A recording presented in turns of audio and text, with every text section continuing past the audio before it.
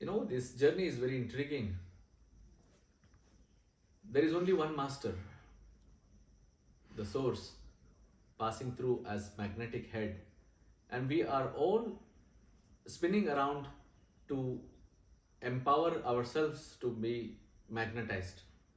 So, where are we, in which part of the journey are we? If we are still fumbling around in life looking for answers, it's because we are feeling a sense of separation. We're feeling a sense of disparity. We are constantly very threatened by comparison, measurement, competition, and this constant feeling that we are not good enough and we have to find the right picture to focus on. So, in this muddle of confusions, we are somewhere lost and we need to join the dots. So, meeting a master means suddenly there's a sense of urgency that comes in you, that you can be putting all that passage of time into actually focusing on timing. There's big, all of us have time. People say, I don't have time. No, we have the time. We have the only is the prioritization of the calling. When you have a calling, the time becomes timing. And invariably, all the answers are embedded within us, inherent within us. And the only greatest feeling is that remembrance that it is so close to us that we are missing it. We think the minute you step outside little bit, you have lost the inner dimension. Or, I have one statement changed my whole life. When you close your eyes, you're one with the source. When you open your eyes, source flows through you. When you close your eyes, you're one with the source. When you open your eyes, the source is flowing through you. That means you are the medium for it.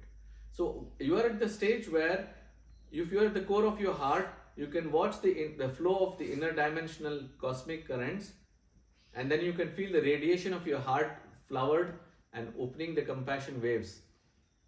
So you are both inner and outer. The only thing is, we think that if we are actively involved in the outer dimension, we are thrilled enough by the entertainment it derives for us. If we have fear of missing out on all those glorious time that people are talking about, like most of the cosmic jokes are on us, and we are also trying to create another joke out of this life by making it into a serious project. So if we are clear about what life is, it's just like watching a bee and a flower. The romance of a bee and a flower itself unravels the mystery of life. The flower is under a rock. The bee 8 miles away knows which flower, which rock, and what's the calling. The flower is bloom, and the radiance of that bloom and fragrance is reaching that bee, and we are walking past that rock as if nothing happened.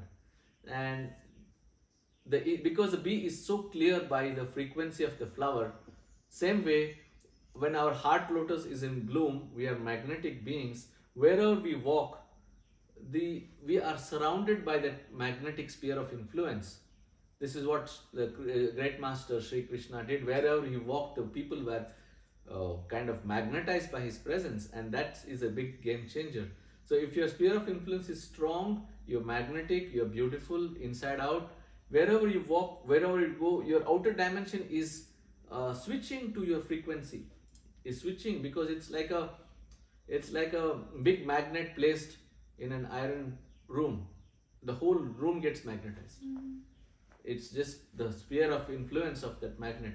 Same way, we don't have to try to shape the outer dimension constantly by tinkering it with all our so-called mechanical skills. We just need to be aware that by mere presence the essence can be ignited. Just like how the essence of the current is magnetized in the core of the brain, same way we are capable of being magnetically available as a still being. The more stillness, more magnetism. So inherently the magnetism and its peak vibrancy and frequency when you are still and silent, and the waves are radiating and reaching further, it will touch those beings who are ready to connect with you. You don't have to constantly beg and plead for attention or direction. It happens organically. So if your path is already cut out for you, task get cut out for you because You're so beautiful inside out that wherever you go, your outer dimension is sorted. You don't have to clamor. You don't have to beg. You don't have to steal. You don't have to borrow. Everything just happens. It just happens. So this is what true magnetism is about.